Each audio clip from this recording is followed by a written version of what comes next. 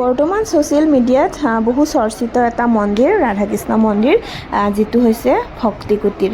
আৰু এই ভক্তিকুটীৰটো আছে হাৰখুলিত, একদম মেইন ৰাস্তাৰ মানে কাষতে। আৰু জাম দেখা পাইছে, বহুত বেছি জাম হৈছে আজি।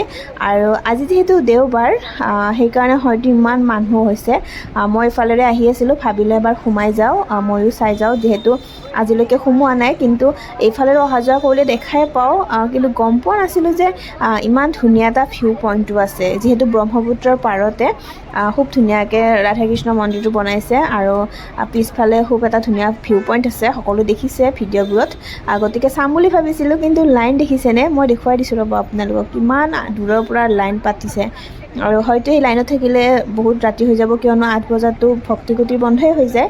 সেয়েহে ভাবিলোঁ আজি নোসোমাওঁ, বেলেগ এদিন সোমাম। আৰু ৰাতিপুৱাৰ সময়ত আহিলে চাগে ইমান ভিৰ নাপায়। গতিকে দেখিছে ইমান বেছি মানুহ আজি, হয়তো ছানডে' কাৰণে হ'ব পাৰে। কিন্তু ভিতৰৰ ফালেতো ইমানো বেছি ডাঙৰ জেগা নহয় চাগে, কিন্তু ইমান যে মানুহ কেনেকৈ ভিতৰৰ ফালে এডজাষ্ট কৰি আছে নাজানো বাৰু।